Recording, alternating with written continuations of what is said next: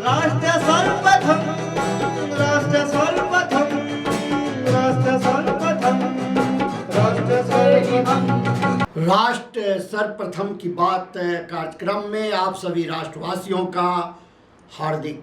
प्रधानमंत्री नरेंद्र मोदी मंगलवार को पटना में आयोजित बिहार की नई सरकार के शपथ ग्रहण समारोह में शामिल हुए। राज्यपाल द्वारा आयोजित कार्यक्रम में नीतीश कुमार ने 10वीं बार बिहार के मुख्यमंत्री पद की शपथ ली, जबकि एनडीए गठबंधन के नेताओं सम्राट चौधरी और विजय सिन्हा ने उप मुख्यमंत्री पद की जिम्मेदारी संभाली। समारोह के दौरान प्रधानमंत्री मोदी की उपस्थिति को राजनीतिक रूप से महत्वपूर्ण माना गया, क्योंकि यह केंद्र और राज्य के बीच मजबूत समन्वय और सहयोग का संदेश देता है। शपथ ग्रहण समारोह में बिहार के कई वरिष्ठ नेता, सांसद, मंत्रीगण और एनडीए गठबंधन के शीर्ष पदाधिकारी मौजूद थे।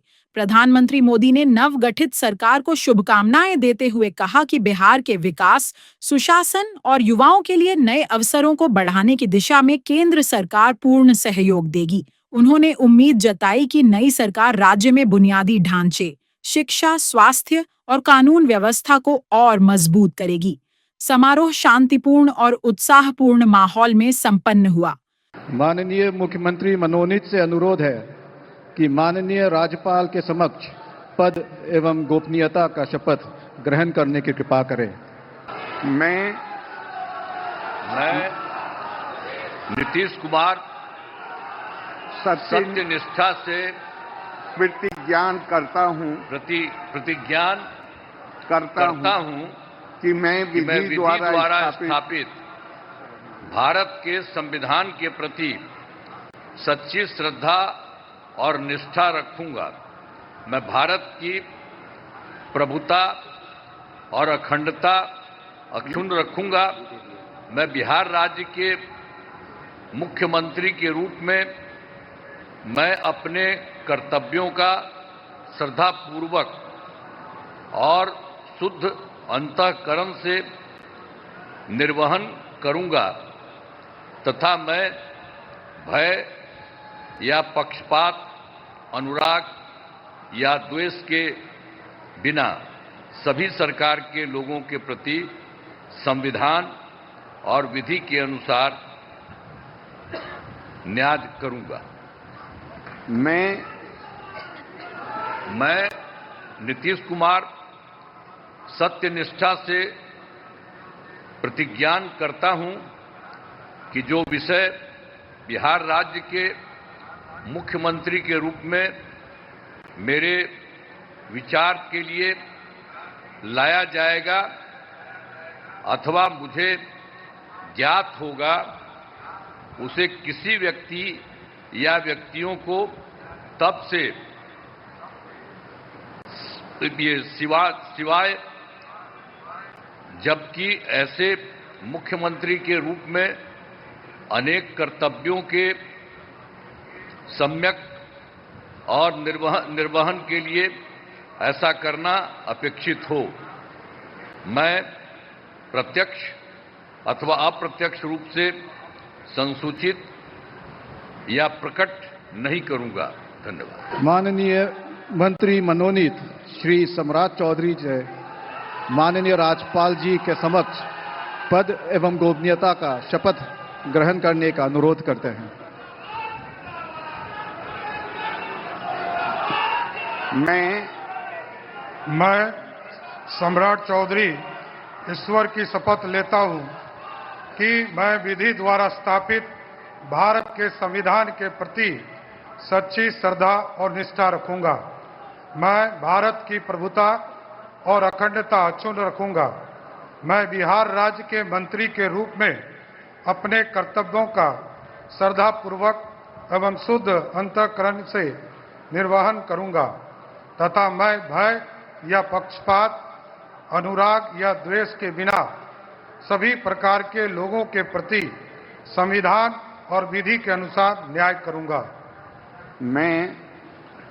मैं सम्राट चौधरी ईश्वर की शपथ लेता हूं कि जो विषय बिहार राज्य के मंत्री के रूप में मेरे विचार के लिए लाया जाएगा अथवा मुझे ज्ञात होगा, उसे किसी व्यक्ति या व्यक्तियों को तब के सिवाय, जबकि ऐसे मंत्री के रूप में अपने कर्तव्यों के सम्यक निर्वहन के लिए ऐसा करना अपेक्षित हो, मैं प्रत्यक्ष अथवा अप्रत्यक्ष रूप से संशोधित या प्रकट नहीं करूंगा।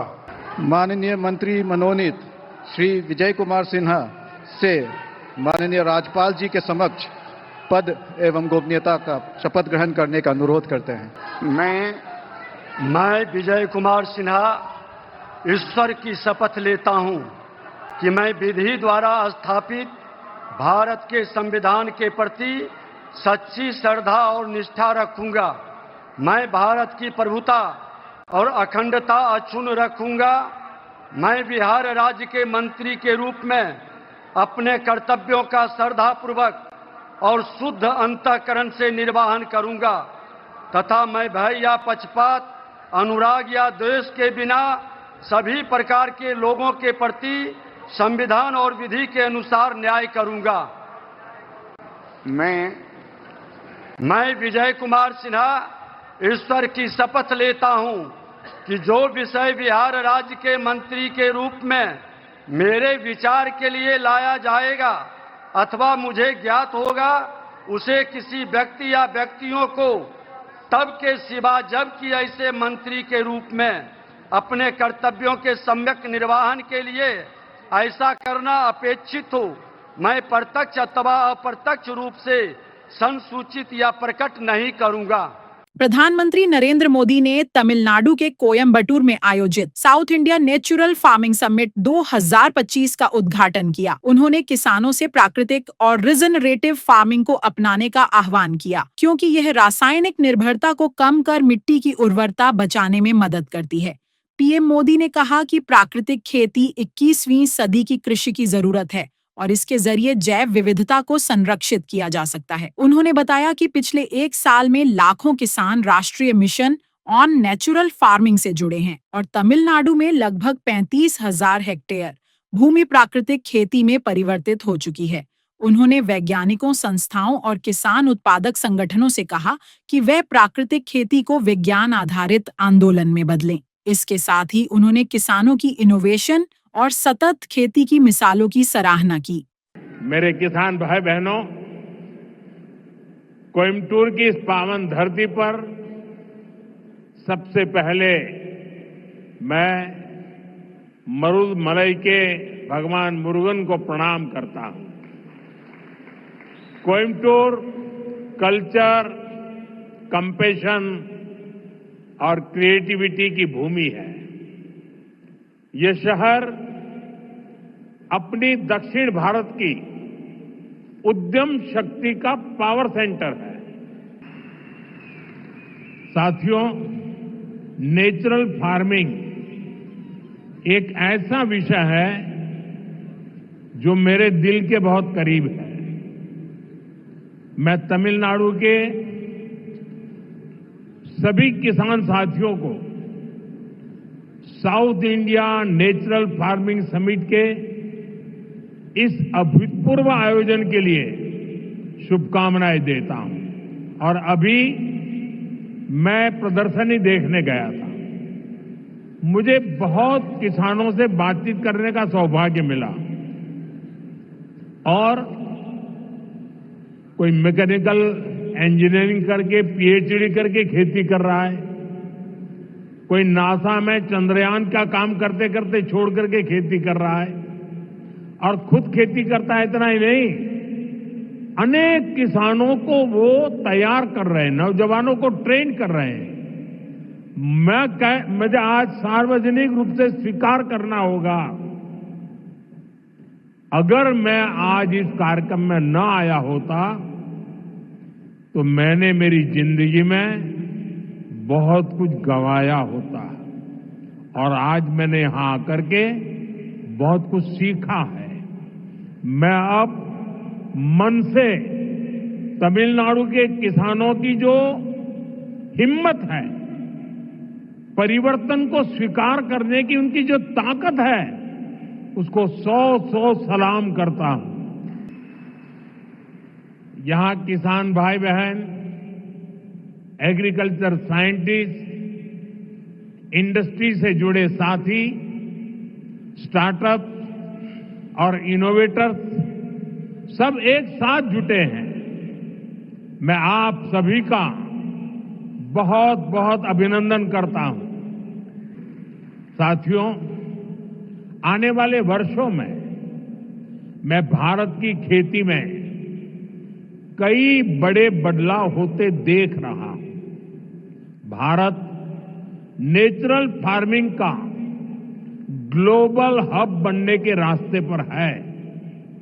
हमारी बायोडायवर्सिटी एक नया आकार ले रही है। देश के युवा भी अब एग्रीकल्चर को एक मॉडर्न स्केलेबल अपॉर्चुनिटी के रूप में देख रहे हैं। इससे देश की रूरल इकोनॉमी को बहुत बड़ी ताकत मिलने जा रही है। मेरे किसान भाई बहनों, बीते 11 वर्षों में देश के पूरे कृषि सेक्टर में बहुत बड़ा परिवर्तन हुआ है। हमारा एग्रीकल्चरल एक्सपोर्ट करीब करीब 2 गुना हुआ है। खेती को आधुनिक बनाने के लिए सरकार ने किसानों को मदद देने का हर रास्ता खोला है। किसान क्रेडिट कार्ड अकेले केसीसी से ही इस साल किसानों को 10 लाख करोड़ रुपए से ज्यादा की मदद दी गई है। ये 10 लाख करोड़ आंकड़ा बहुत बड़ा है। 7 साल पहले पशुपालकों और मछली पालकों को केसीसी की सुविधा मिलने के बाद वो भी इसका जमकर लाभ उठा रहे हैं। बायो फर्टिलाइजर पर जीएसटी कम होने से भी किसानों को बहुत फायदा हुआ है। साथियों, हमारी मिट्टी की फर्टिलिटी और क्रॉप में न्यूट्रिशनल रिवाइवल के लिए हमें नेचुरल फार्मिंग के रास्ते पर बढ़ना ही होगा। ये हमारा विजन भी है और हमारी जरूरत भी है। तभी जाकर हम अपनी आने वाली पीढ़ियों के लिए अपनी बायोडायवर्सिटी को संरक्षित रख पाएंगे। इस समिट से देश में नेचुरल फार्मिंग को एक नई दिशा मिलने वाली है। यहां से नए आइडियाज, नए सॉल्यूशंस निकलेंगे। इसी उम्मीद के साथ मैं आप सभी को फिर से बहुत बहुत शुभकामनाएं देता हूं। बहुत बहुत धन्यवाद। अभी समय है एक ब्रेक का। हम चलते हैं ब्रेक पर। आप कहीं जाए नहीं, छोटा सा break. Kamal Buildtech Private Limited, fulfilling promises. With our professional team and experience of delivering projects, in past we guarantee you peace of mind and top quality work in an affordable price. राष्ट्र सर्वप्रथम की बात कार्यक्रम में break के बाद एक बार फिर आप सभी राष्ट्रवासियों का स्वागत। जनजातीय गौरव दिवस 2025 के अवसर पर राष्ट्रपति द्रौपदी मुर्मू छत्तीसगढ़ के सरगुजा स्थित अंबिकापुर पीजी कॉलेज ग्राउंड में आयोजित राज्य स्तरीय समारोह में शामिल हुई। राष्ट्रपति ने कहा कि आदिवासी संस्कृति को जीवित रखना अत्यंत आवश्यक है, क्योंकि यह भारत की विरासत और विविधता का महत्वपूर्ण हिस्सा है। उन्होंने छत्तीसगढ़ के जनजाति समाज की परंपराओं को संरक्षित रखने के लिए धन्यवाद देते हुए कहा कि वह स्वयं भी एक जनजातीय परिवार की बेटी होने पर गर्व महसूस करती हैं। उन्होंने शिक्षा, स्वास्थ्य, जल, जंगल और जमीन के साथ-साथ आदिवासी संस्कृति को बढ़ावा देने की जरूरत पर जोर दिया। राष्ट्रपति मुर्मू ने विश्वास जताया कि केंद्र और राज्य सरकारों के प्रयासों से वामपंथी उग्रवाद का उन्मूलन होगा। कार्यक्रम में मुख्यमंत्री विष्णुदेव साय ने जनजाति समाज के योगदान को याद करते हुए बताया कि तेंदुपत्ता का समर्थन मूल्य बढ़ाया गया है और रायपुर में जनजातीय संग्रहालय उनकी समृद्ध विरासत को दर्शाता है। आज से 20 दिन पहले देशवासियों ने छत्तीसगढ़ राज्य की स्थापना के 25 वर्षों पूरी होने के उपलक्ष्य में रजत जयंती का उत्सव मनाया। छत्तीसगढ़ की 25 वर्षों की विकास यात्रा के लिए मैं राज्य के सभी निवासियों को बहुत बहुत बधाई देती हूँ। छत्तीसगढ़ में लगभग 1/3 जनसंख्या जनजातीय समुदाय की है। राज्य एवं देश का विकास और जनजातीय समाज का विकास एक दूसरे के पूरक है। देवियों और स्वजनों, मुझे ये जानकर प्रसन्नता हुई है कि इस वर्ष छत्तीसगढ़ राज्य सरकार द्वारा 1 नवंबर के 15 नवंबर तक जनजातीय गौरव पखवाड़ा व्यापक स्तर पर मनाया गया है। इसके लिए मैं राज्य सरकार की और मुख्यमंत्री की अध्यक्षता में जो काम हुआ है, इसके लिए मैं उनको बहुत बहुत सराहना करती हूँ। इसी 1 नवंबर को राज्य स्थापना की रजत जयंती के दिन रायपुर में आदिवासी जननायक शहीद वीर नारायण सिंह के स्मारक तथा जनजातीय स्वतंत्रता सेनानी संग्रहालय का लोकार्पण माननीय प्रधानमंत्री जी का द्वारा किया गया है।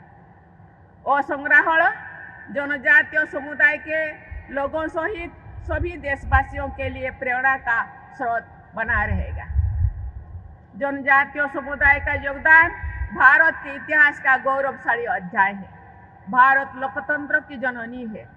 इसके उदाहरण प्राचीन गणराज्य के साथ साथ बस्तर की मुरिया दरबार नामक आदिम जनसंसद जैसे अनेक जनजातीय परंपराओं में दिखे जा सकती है।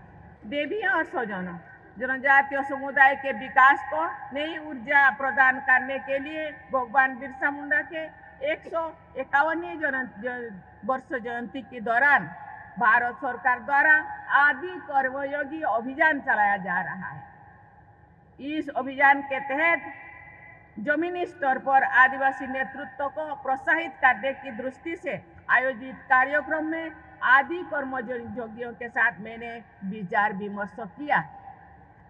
ये खुशी की बात है कि इस अभियान के माध्यम से देश में लगभग 20 लाख वॉलंटियर्स का समूह तैयार किया गया है।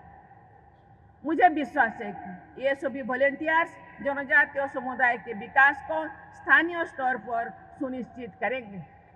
मुझे विश्वास है कि जनजातीय महानायकों के आदर्श पर चलते हुए छत्तीसगढ़ के निवासी सशक्त, आत्मनिर्भर और विकसित भारत के निर्माण में अमूल्य योगदान देंगे।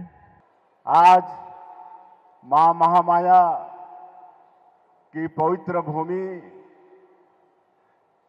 में आयोजित जनजातीय गौरव दिवस समारोह में आज हमारे देश की माननीय राष्ट्रपति महोदया यहाँ पर उपस्थित हैं। मैं चाहूँगा कि आप सभी लोग करतल ध्वनि से उनका स्वागत करेंगे।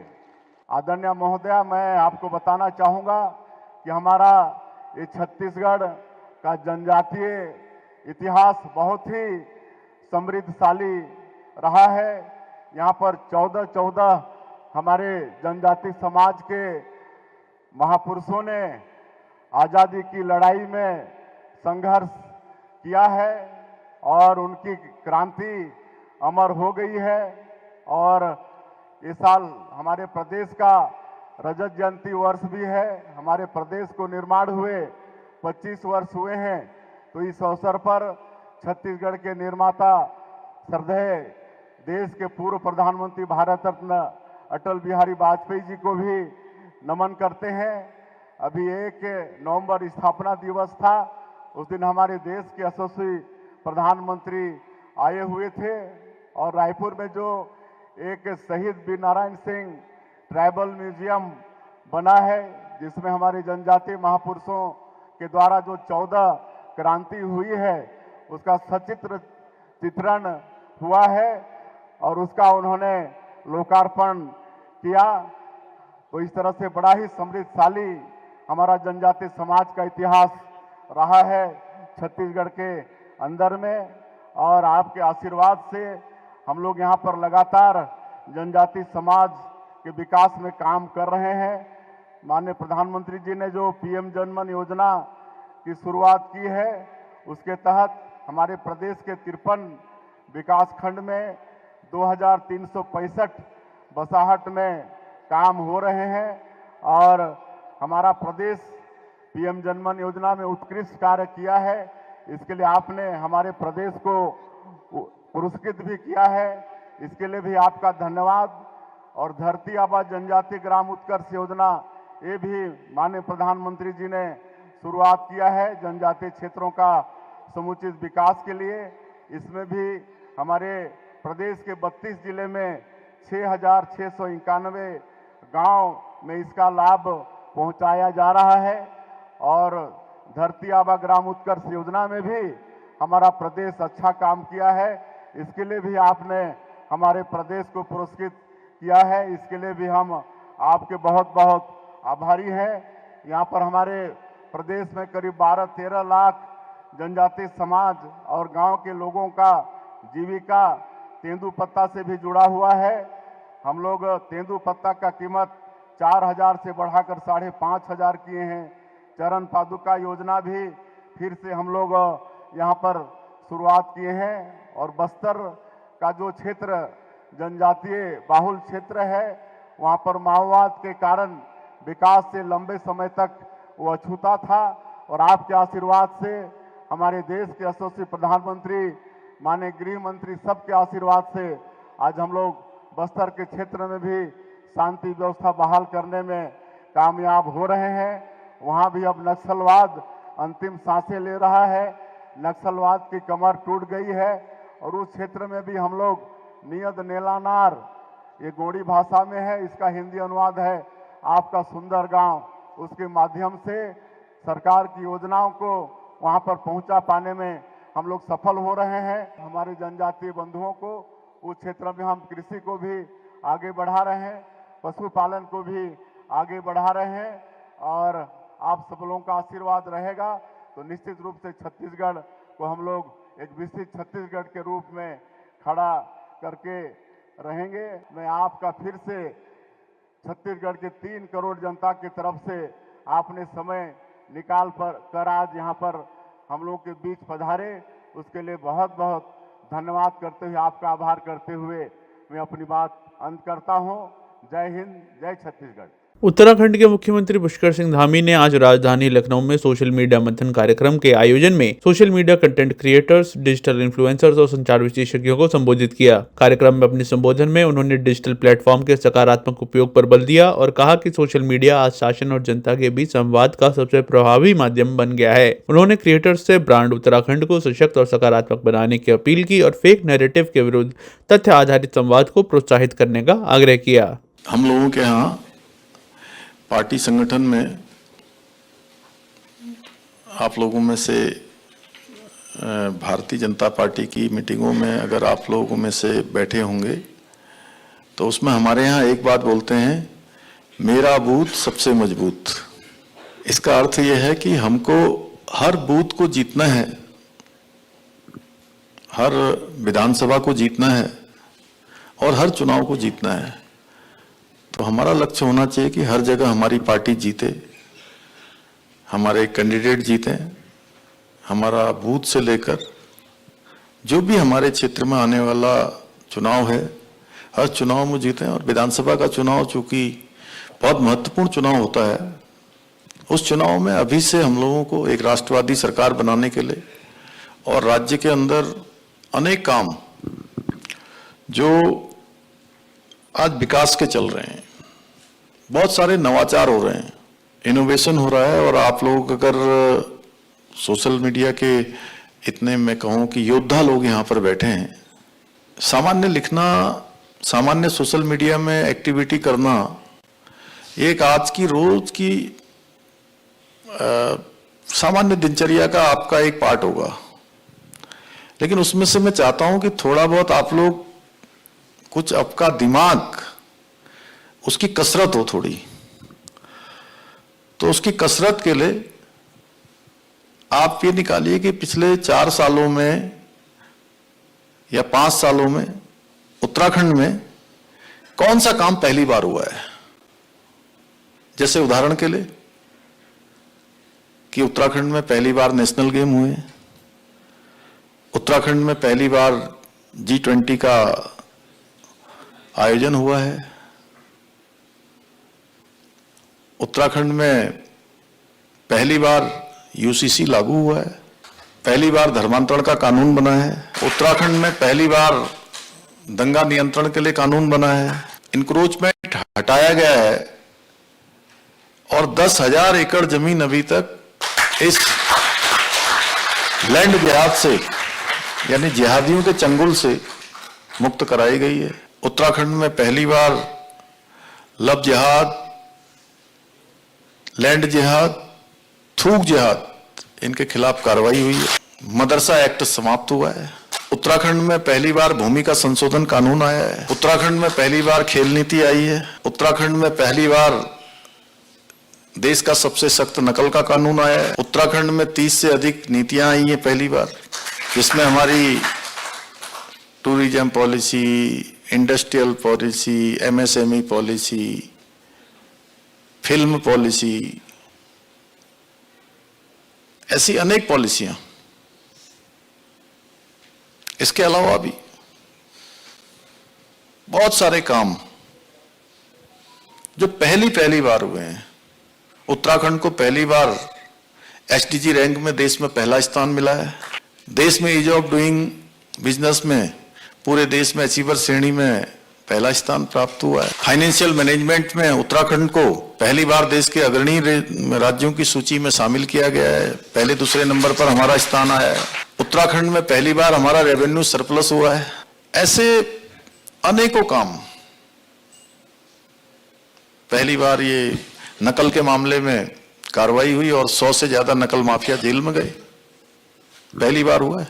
प्रधानमंत्री नरेंद्र मोदी ने बुधवार को तमिलनाडु के कोयम्बटूर से पीएम किसान सम्मान निधि योजना की 21वीं किश्त जारी की। इस अवसर पर राजस्थान के दुर्गापुरा स्थित राज्य कृषि प्रबंधन संस्थान में किसान उत्सव दिवस का भव्य राज्य स्तरीय समारोह आयोजित किया गया, जिसमें मुख्यमंत्री भजन लाल शर्मा ने कार्यक्रम को संबोधित करते हुए कहा कि राजस्थान के 66,62,000 पात्र किसानों को इस किश्त के माध्यम से 1,332 करोड़ रुपए की राशि उनके बैंक खातों में सीधे हस्तांतरित की गई। उन्होंने योजनाओं की जानकारी देते हुए कहा कि प्रदेश में दिन की बिजली, पीएम कुसुम, फसल सुरक्षा जैसी कई योजनाएं किसानों की भलाई के लिए चलाई जा रही है। देश के यशस्वी प्रधानमंत्री नरेंद्र मोदी जी लगातार जब से प्रधानमंत्री बने हैं 2014 से हमेशा देश के किसान की चिंता करते हैं। उनके विजन में सबसे पहले देश का किसान, देश का मजदूर, देश का युवा और देश की महिला है। और आप इस बात को अच्छी तरह से जानते हैं कि हमारा किसान आगे बढ़ेगा तो हमारा देश आगे बढ़ेगा, हमारा मजदूर आगे बढ़ेगा तो हमारा देश आगे बढ़ेगा, हमारी माता बहनें आगे बढ़ेंगी तो हमारा देश आगे बढ़ेगा, और हमारा युवा आगे बढ़ेगा तो हमारा देश आगे बढ़ेगा। लगातार इसे लेकर के हमारे प्रधानमंत्री नरेंद्र मोदी जी इनके लिए काम कर रहे हैं। उन्होंने कहा है कि पंडित दीनदयाल उपाध्याय, बाबा साहब भीमराव अंबेडकर जी का जो विचार है कि अंतिम पायदान पर जो व्यक्ति खड़ा है उसको हमें आगे कैसे बढ़ाना है, उस तक हमारी सरकार की योजनाओं का लाभ कैसे पहुंचे और उन सरकारी योजनाओं का लाभ देकर के उनका जीवन स्तर कैसे ऊपर उठे, इसके लिए लगातार हमें काम करना है। आप देख रहे थे ये किस्त 21वीं किस्त है और इस किस्त के माध्यम से देश के यशस्वी प्रधानमंत्री नरेंद्र मोदी जी को हमेशा किसान के हित की बात करते हुए ये देश के किसान को सम्मान निधि देने का काम करते हैं।